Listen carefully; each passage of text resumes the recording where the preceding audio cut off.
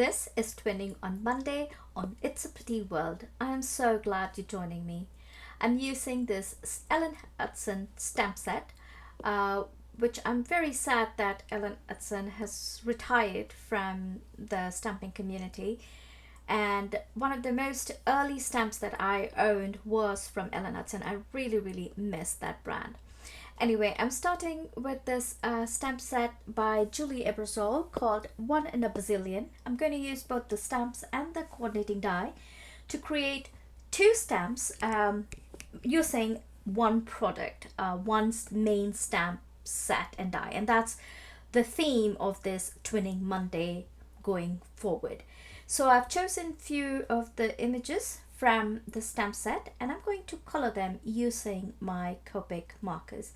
And I'm keeping the colors very simple, very muted, because these stamps are just so beautiful. The line work is amazing. As I said, Ellen Hudson has their brand, especially the stamps that they have created, the designers that they've had, have created one of the most beautiful stamps, especially Julia Ebersole is probably one of my favorite designers of all time when it comes to stamp designs.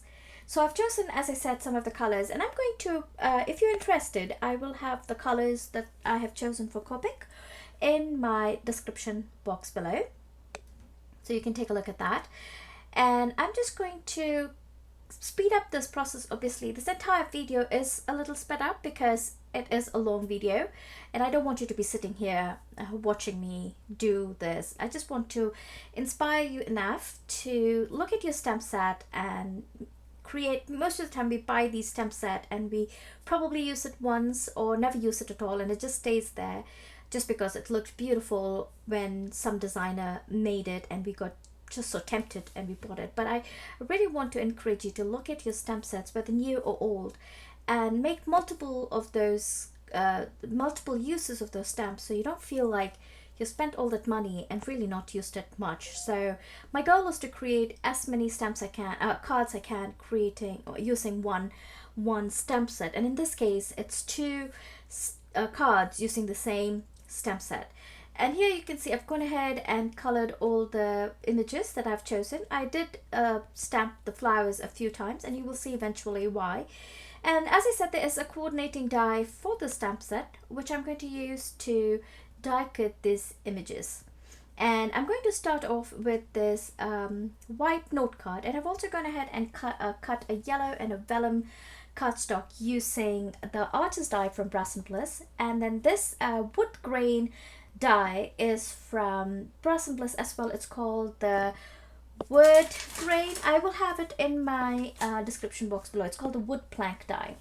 And I'm going to create a little plank using this, and my idea is to kind of create a terrarium for the scene that I'm going to build. So I want the scene to be built inside a terrarium, if that makes sense. So here I'm just cutting off the extra pieces so that I have that beautiful plank piece.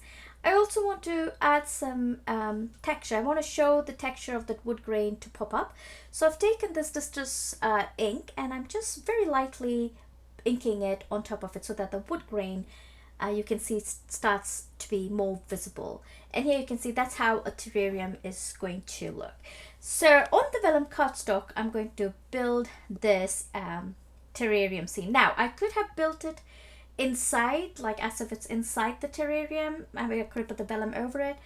I did not want to do that just because I wanted the colors of the images that I've colored to pop up, because as I said, I really used very light shades.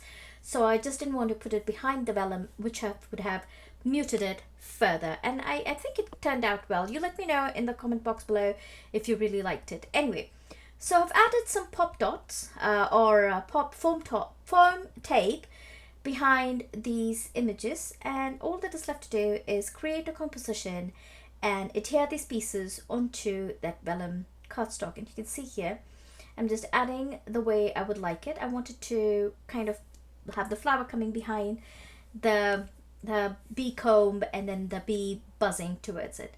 I don't want this yellow piece to be really plain, so I'm going to add these honeycomb patterns on that piece using this Simon Says, I think it's called the fog ink. Again, I will have all the supplies that I've used in the description box below so you know what I've used.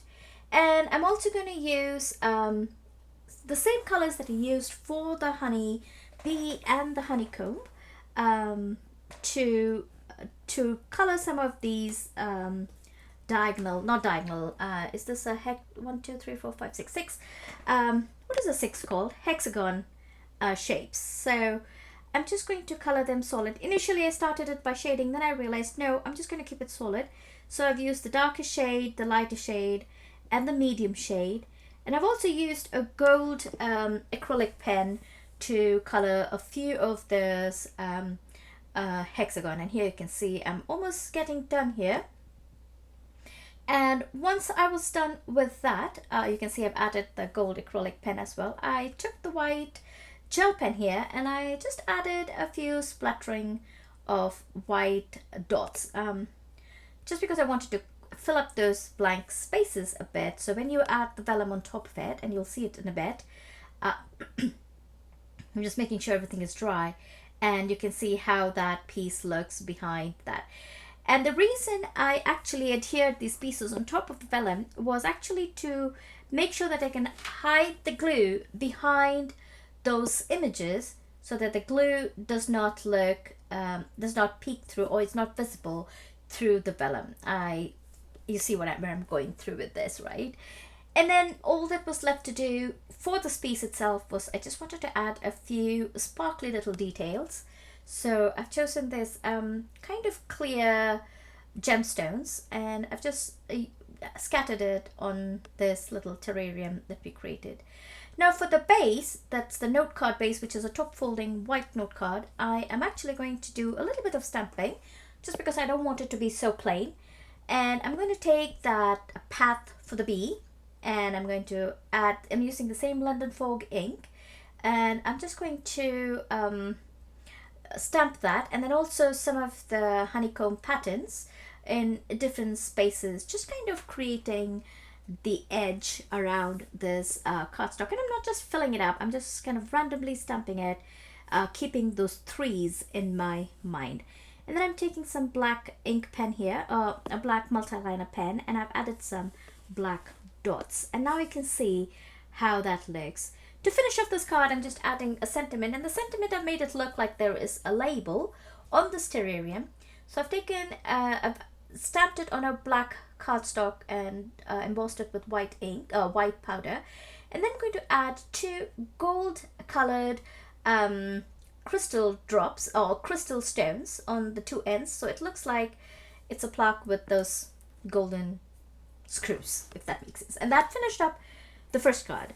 For the second card here, I've taken the yellow cardstock which I've used for the terrarium in the first card, and I'm going to stamp these honeycomb pattern randomly in threes. Like you can see, it's in the 3 corners or 3 sides of the cardstock.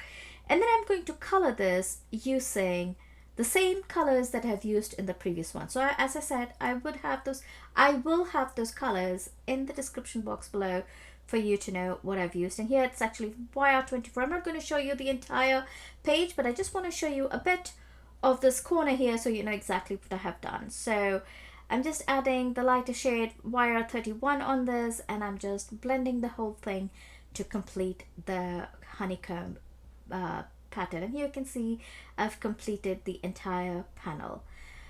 Now I'm going to take a black ink, and I'm just going to do some black splatter on this space. And some of the places I unfortunately rubbed it with my finger, and the ink did smudge in a few places, but that was okay because we are going to put different elements, and that will cover those smudges. I then decided to add the flowers that we colored and die cut onto this panel, and you can see in threes, and I tried to cover that smudge on the top with a few additional leaves that I had cut off from the sides. I also decided I wanted another image from the same stamp set. This is a jar of honey, which I'm going to color as well. I started off with this blue ink, then I realized no, I want the jar to be filled with honey. So I went ahead and used the same honey colors that I used for the honeycomb. I actually like this combination. It really looks like honey. So it's YR24. I can't remember what it was, but I will put it in the description box again, as I said earlier. And so I went ahead and covered that blue color so it kind of looked like it was honey in the jar, and you can see. And then I used that aqua color actually for the center or the label of the jar. And here you can see I'm just blending it, and I'm just keeping a little bit of white while I'm blending so it's not fully covered with blue. So there's a highlight when you color in that way. And for the lid of the jar, I went with some dark, deep gray shades. I didn't want it to be black. I just wanted it to have a hint of black, but almost look like metal. So the shine in the middle, so it kind of looks like it's a metal jar lid. And then all that was left to do was to die cut that using the coordinating die. And I want to tuck in that jar in between those two flowers. But before that, I again wanted that the bee path or the bee path to be stamped so that the jar kind of sits somewhere there. And then I also added extra path in two other places. Again, if you see the pattern itself, the design is built in threes, so it kind of visually looks very pleasing to your eyes. And even though I'm making those clusters, even the clusters, if you see, they're either in threes, twos, or one, and that kind of makes the image or the design to look very, very pleasing to your eye. And then all that was left to do with this panel was to add a few this is kind of a very light yellow shade of gemstones, which went very well with the base of the cardstock, the yellow cardstock that I chose. So it didn't take away a whole lot from the image itself. And then I just adhered this panel using liquid adhesive directly onto a top folding note card. And here are the two cards that we created using the same stamp set. And the close-up for each of those cards are right here. And the next one is the finished card. I hope you enjoyed this video, and I'll see you next time. Bye-bye.